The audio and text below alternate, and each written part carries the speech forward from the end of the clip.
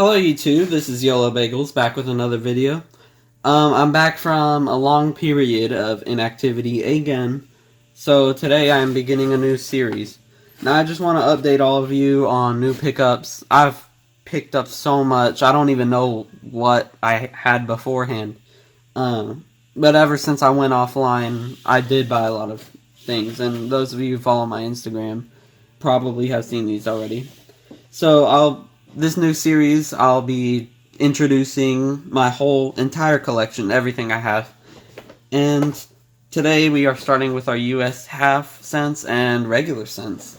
Large, small, whatever you want to see.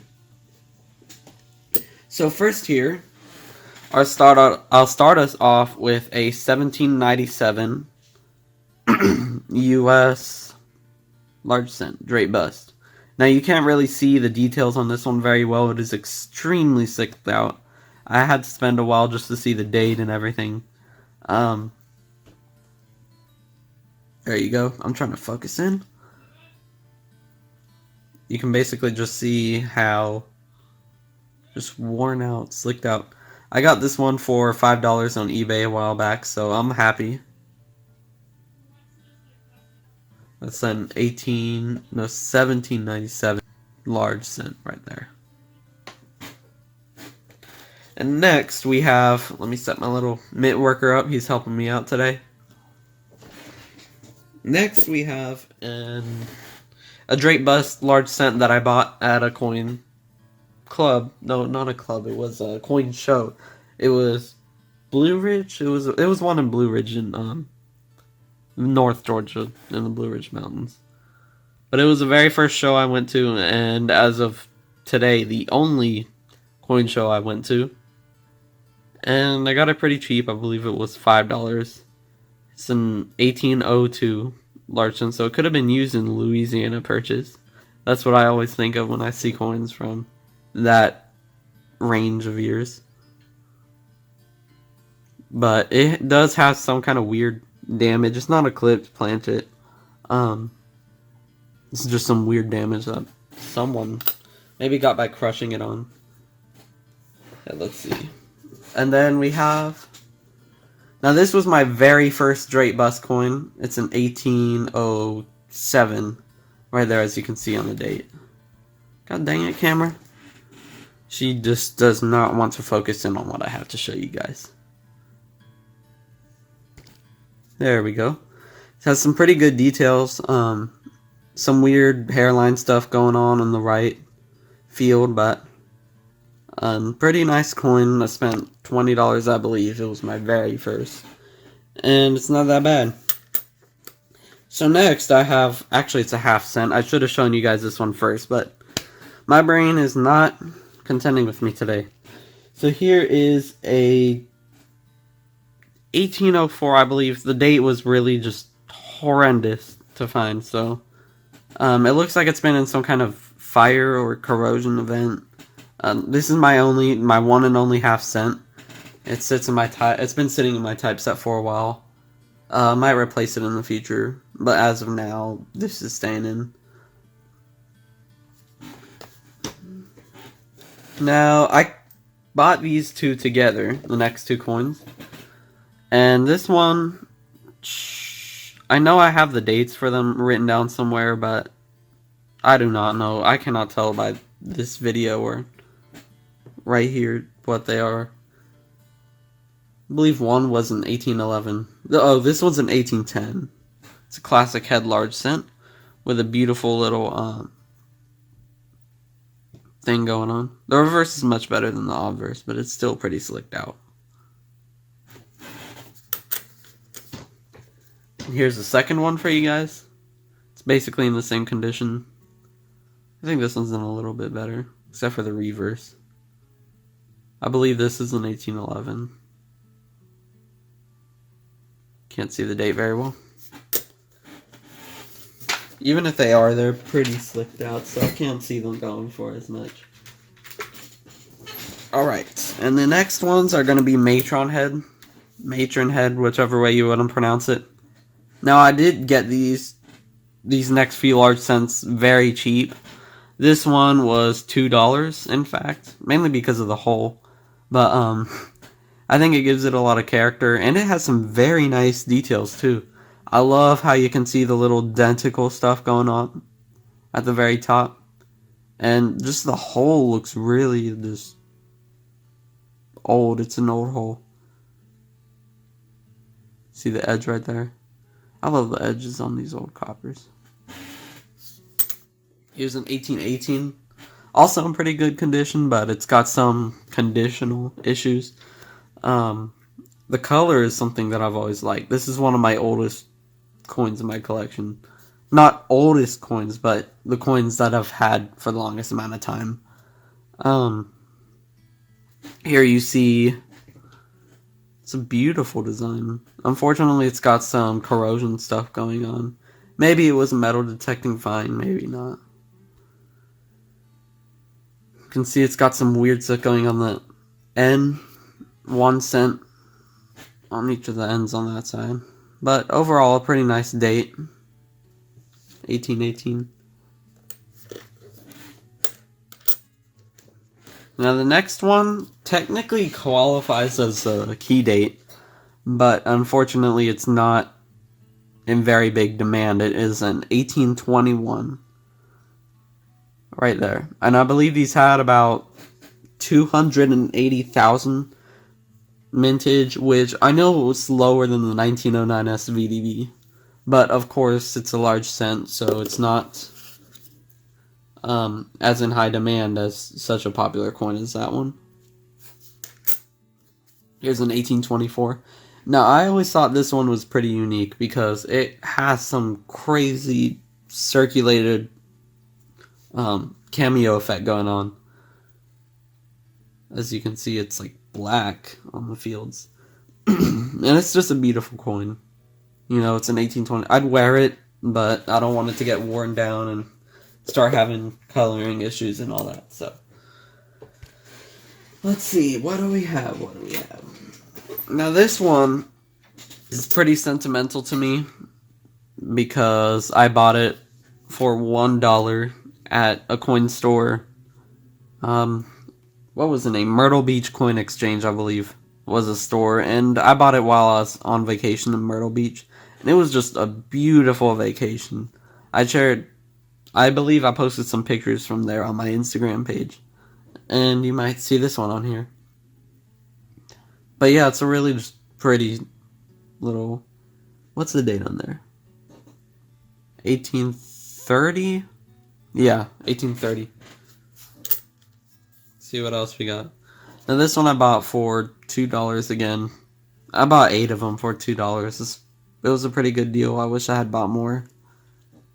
But they sold out pretty quickly. You know, here's an 1841 large cent. Now this one has some really nice details on her. An 1850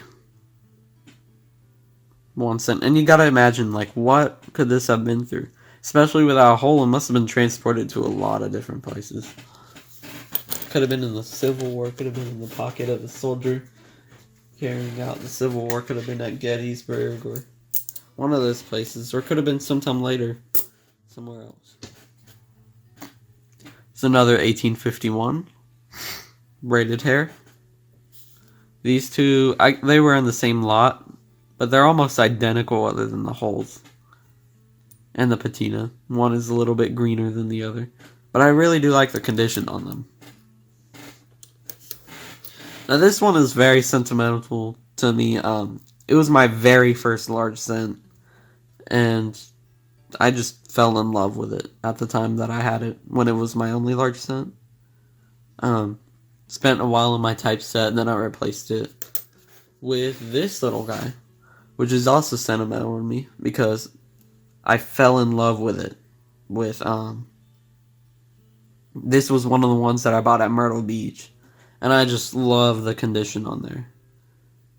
I don't know, there's something about like these stripes and the patina and just the condition of it that it really pops out in the light. You see? So that should cover it for the large cents. Now over here I've got quite a few small cents, you guys can see. We've got the braided hair here. Or not a braided hair. What am I thinking? This is a Flying Eagle, 1857 small cent. When they changed up the design. Here, I believe, is another 1857. I'm shaking it too much. Not in very good condition, but still pretty unique for what they are. Here's an 1858 Flying Eagle. Come on, camera, focus with me. And next are the Indian head cents. So after the Flying Eagle, you see, here's my best 1859. Now this one I got for $1 in an Indian head cent box, and it was just amazing. I could not believe they let this go for $1. See the edge there? This is the reverse. But man, this one has resided in my typeset for a while. It is just beautiful. There's another one that I really like that comes from my typeset. An 1863.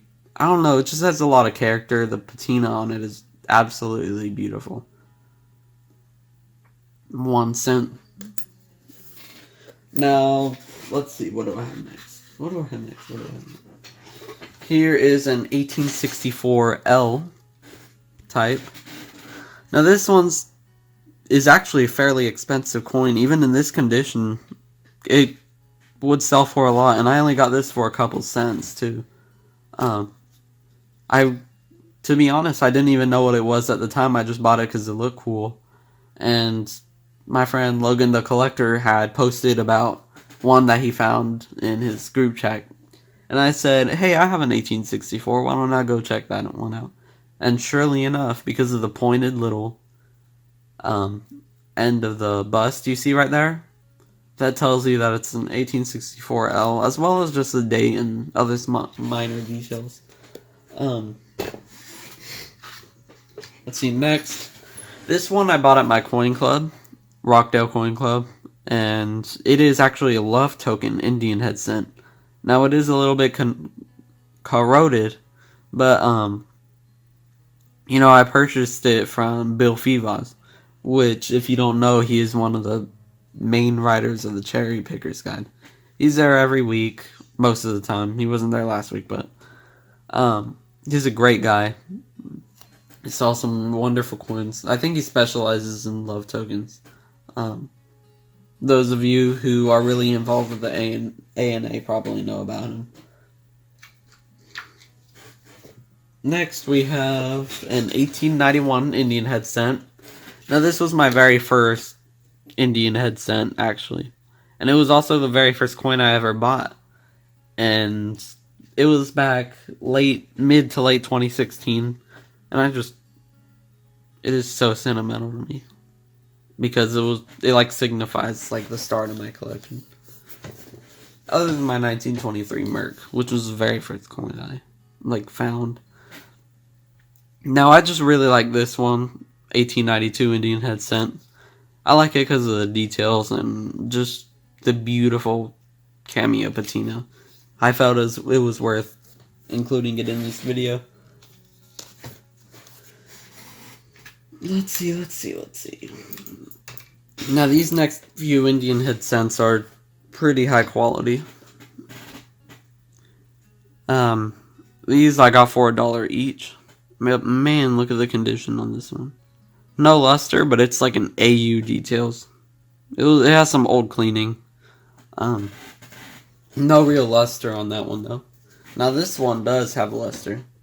And I do realize it is a brown coin.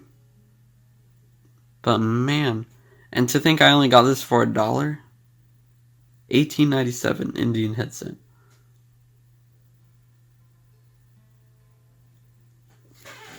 Now this next one is one I think you guys are really gonna like. And I did post this a while back. I've had this coin for a long time. But here you guys go. Anyways, this is an 1903 Indian Head scent in red condition. But man, I am just in love with this one. I got it for $30 at my coin store. Gotta be careful with the edges, don't want to touch it by the face.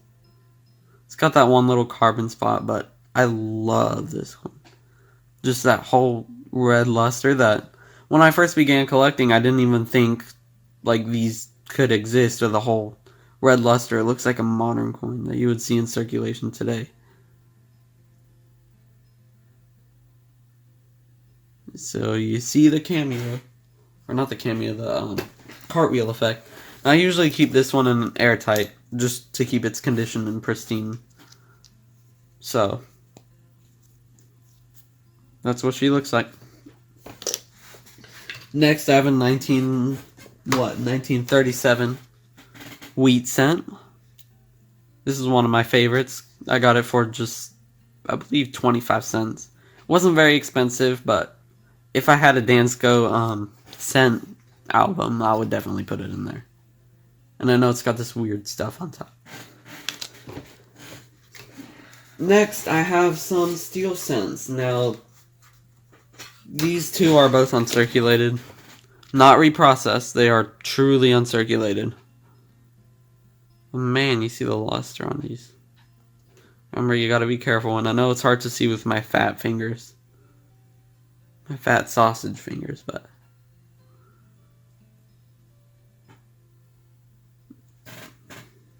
I love these just uncirculated large cents, and they're not very expensive either. These I got for $1 each, so you just gotta know where to look. eBay,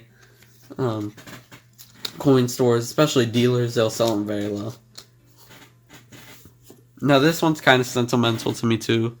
Bill Fevaz actually gave me this one at my very first coin club visit, way back years ago in 2016, November 2016. And every time I look at this coin, I think of the first real visit that I had there. So it's in 1980S Type 2 gem cameo proof. Alright guys, and that is it for today's video. Thanks for watching. I'll catch you next time, and I'll be more active. Thanks for just coming. Thanks for the views. Please comment, share, and subscribe with any friends you have. And I will see you next time. Goodbye.